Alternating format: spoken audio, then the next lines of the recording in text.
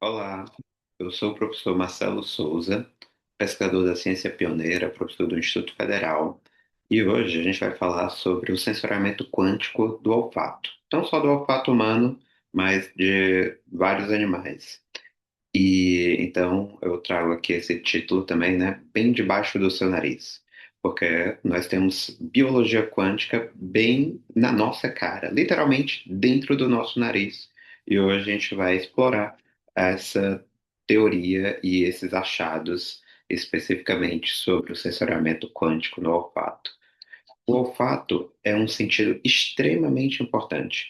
Muitas vezes, nós, humanos, né, cometemos, digamos assim, o preconceito de espécie, né, por achar que nos humanos o olfato já não é tão importante quanto ele costumava ser, né? A gente depende muito mais da visão, da audição, e acaba lembrando do olfato só quando vai usar um banheiro público, por exemplo, ou quando a gente sente um perfume muito bom, um cheiro de café prontinho, mas a gente não costuma achar que depende do olfato para sobreviver, tanto quanto a gente depende da visão ou da audição. Mas, evolutivamente, o olfato foi extremamente importante para a nossa espécie também, e para algumas outras espécies, ele é determinante para a própria vida, né? Então, eu trago aqui um comparativo, né? Aqui à esquerda nós temos o bulbo olfatório de um ser humano em amarelo, como você pode ver, pequenininho em comparação ao tamanho do nosso cérebro, mas, por outro lado, vejam aqui os órgãos olfatórios, né, de tubarões, né? Então, você tem algumas espécies de tubarões que dois terços do cérebro dele são formadas especificamente para a região olfatória, né? Então, para vocês terem ideia do quão importante é o olfato para essa espécie, né? A gente sempre escuta falar que algumas espécies de tubarão conseguem sentir o cheiro de uma gota de sangue a 1 quilômetro de distância, e sim, isso pode sim ser verdade, porque de fato o olfato deles é muito bem desenvolvido. Não só dos tubarões, mas muitos dos animais marinhos, e principalmente marinhos de grandes profundidades, dependem muito do olfato, porque chega pouca luz ao ambiente onde eles estão, então o olfato é um dos sentidos extremamente importantes para alimentação, reprodução e até para localização, né? Continuando ainda com esses exemplos, né? Exemplos marinhos, né? Então a gente tem aqui um peixe palhaço, né? Que ficou famoso pelo filme Procurando Nemo. E a pergunta que nós temos aqui é não só ah, do Procurando Nemo, mas como o Nemo acha a casa dele, né? E isso é super interessante, porque esses peixinhos, eles são muito interessantes, assim. Tem várias coisas interessantes, né? Por exemplo, só tem uma fêmea e vários machos, né? Na eventualidade dessa fêmea morrer, um dos machos dominantes vira a própria fêmea, né? Então, é um processo super interessante aí da biologia. Outra coisa interessante desses animais é o seguinte, eles passam a vida toda deles em uma anêmona específica, né? Toda a família, digamos assim, desses peixes palhaços, eles nascem em uma determinada anêmona e quando eles são muito novinhos, né? Os ovos eclodem, eles não conseguem nadar tanto, então a correnteza marítima leva eles para longe. Mas de alguma forma eles conseguem nadar de volta para a anêmona. Isso era um mistério, até que fizeram alguns experimentos, né, que colocavam água do mar ou água de uma determinada anêmona qualquer e a água da anêmona onde o peixinho nasceu.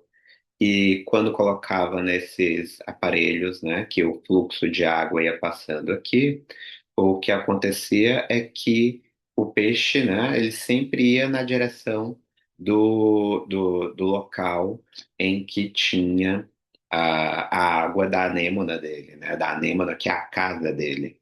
E aqui do lado direito a gente consegue ver em verde a trajetória desse peixe dentro desse fluxo de água. Vocês podem ver que ele passa muito mais tempo do lado direito, que era por onde estava passando a água da anêmona que ele veio, né?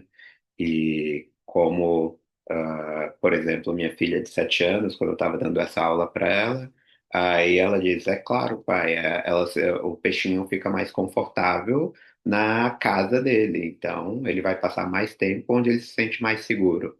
E de fato é isso, ele passa mais tempo onde ele se sente mais seguro, e esse saber onde é a casa dele vem do olfato dele, né? Então não é uma pista visual ou auditiva, mas sim olfativa. Então a gente vê como o olfato é extremamente importante para a sobrevivência desses animais, né? E agora, como que sentimos cheiro, né? Aqui eu vou pegar o exemplo do nosso, né, Homo sapiens, mas a maioria das espécies, principalmente as espécies de mamíferos, o sistema é bem parecido com esse, né? E mesmo não mamíferos, né, peixes e até insetos, o processo é muito semelhante.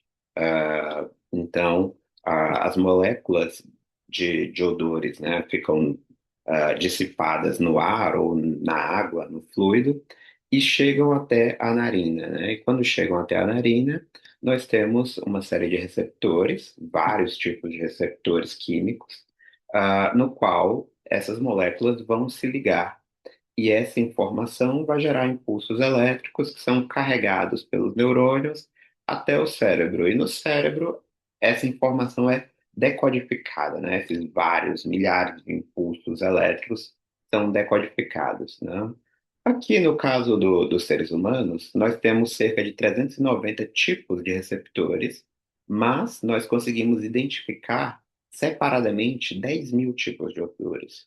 Então, aqui do lado direito, a gente vê vários odorantes, receptores de odorantes, e nas linhas são vários substâncias químicas que provocam cheiros, né? Ou não, porque aqui, onde a gente tem a bolinha, significa que houve a excitação de um determinado receptor. Então, por exemplo, em alguns deles, nenhum receptor, pelo menos não desses aqui que a gente está visualizando, foi excitado, né? Então, se nenhum receptor é excitado, não gera cheiro. O tamanho da bolinha determina o quão excitado foi esse receptor. Então, você vê que tem vários padrões. Um mesmo substância química consegue se ligar a vários receptores, consegue excitar vários receptores. E durante muitos anos, a teoria que dominou foi um modelo que a gente chamava de chave fechadura. Então, se acreditava que as várias moléculas se ligavam aos receptores e a partir do tamanho mesmo, realmente da estrutura, da forma, é, ligava a esses conjuntos de receptores e essa intensidade de vários receptores era o que determinava que você tivesse diferentes cheiros, né? Então, que a gente pudesse, essa combinação dos 390 tipos de receptores levariam a essa detecção de mais de 10 mil cheiros, né? Mas algumas coisas foram começando a ser quebradas nessa teoria.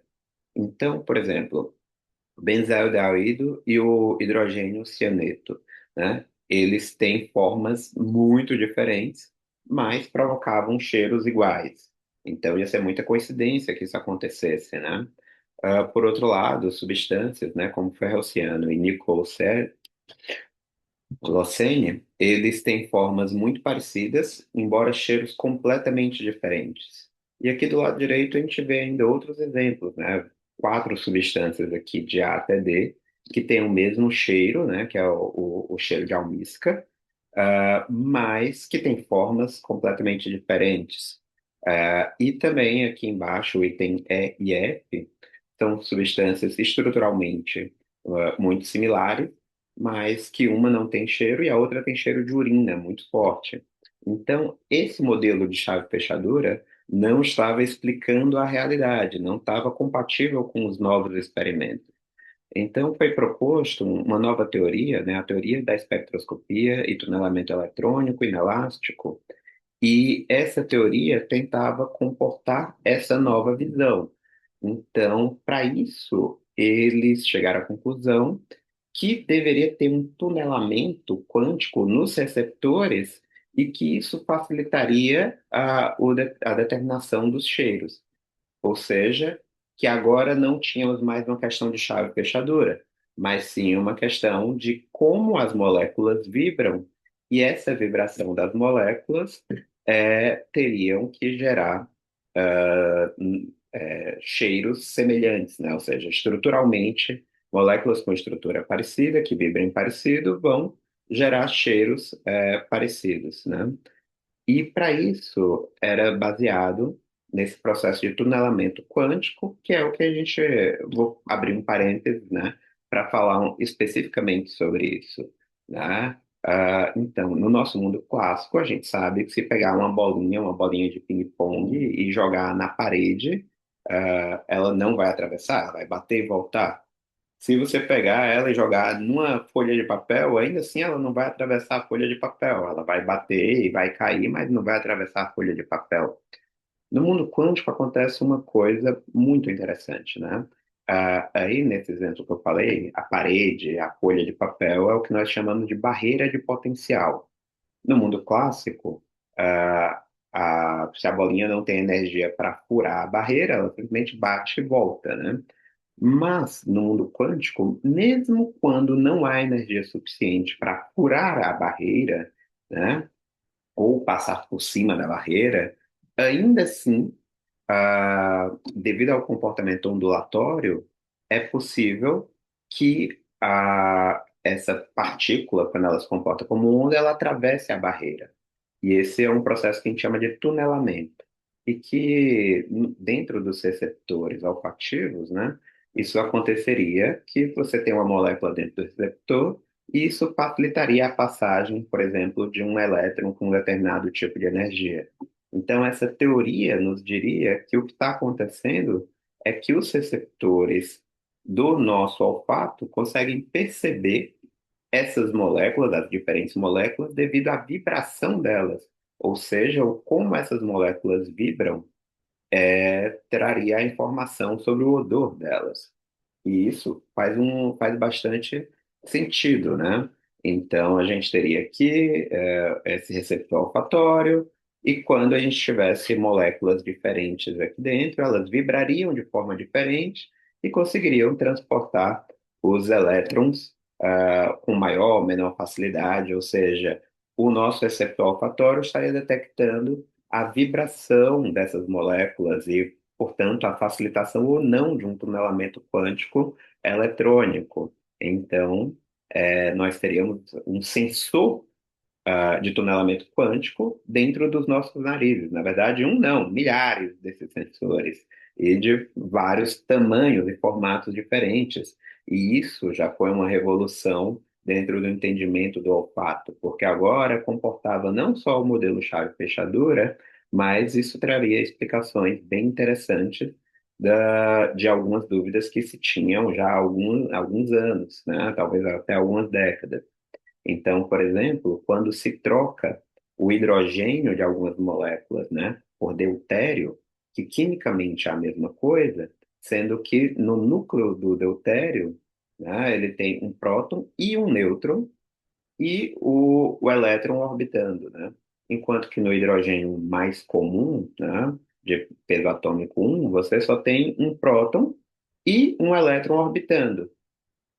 Quimicamente, eles são semelhantes. Então, assim, se fosse um fenômeno puramente químico, não deveria ter alteração no cheiro.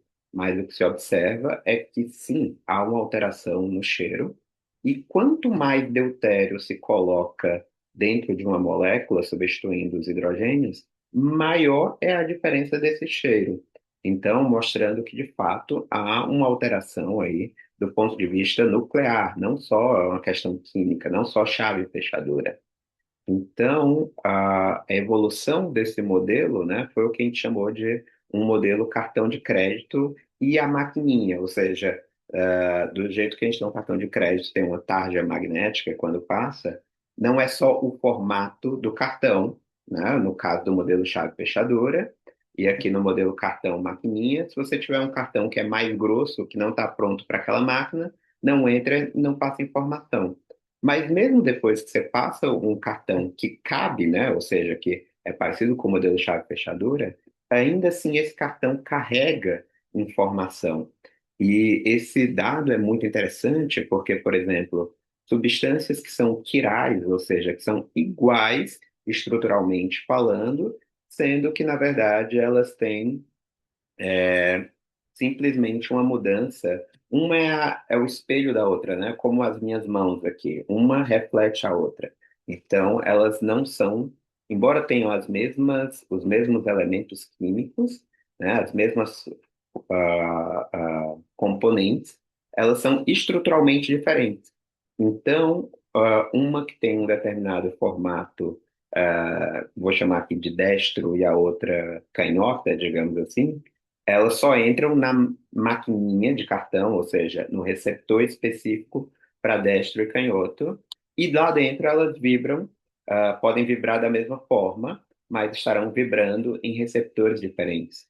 Isso é muito importante, muito interessante, porque explicou o porquê que substâncias quirais são estruturalmente iguais, ou seja, teriam aí o mesmo formato, a mesma vibração, algumas delas têm cheiros diferentes, porque elas se encaixam em receptores diferentes, né? Um outro ponto interessante é quando você tem os mesmos elementos, mas, por exemplo, aqui o radical, né, com oxigênio, ele está próximo da borda, digamos assim, da molécula, ou mais para o centro, ou completamente no centro, isso também muda o cheiro dessa substância. Ou seja, que também é mais uma evidência para que a vibração da molécula também seja levada em consideração, não só o encaixe, né? Não só a chave fechadora, mas o como essa molécula está vibrando. Bom, agora o que tem de mais moderno, das descobertas mais recentes, né, que você tem que essas ligações, elas também dependem do spin.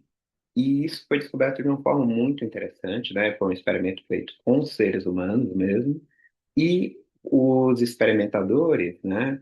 Óbvio, tem toda uma metodologia para evitar que você tivesse falso positivo, falso negativo, mas, grosso modo, o que se percebeu foi que, ao irradiar as moléculas odorantes com luz infravermelha, mudava a percepção de cheiro.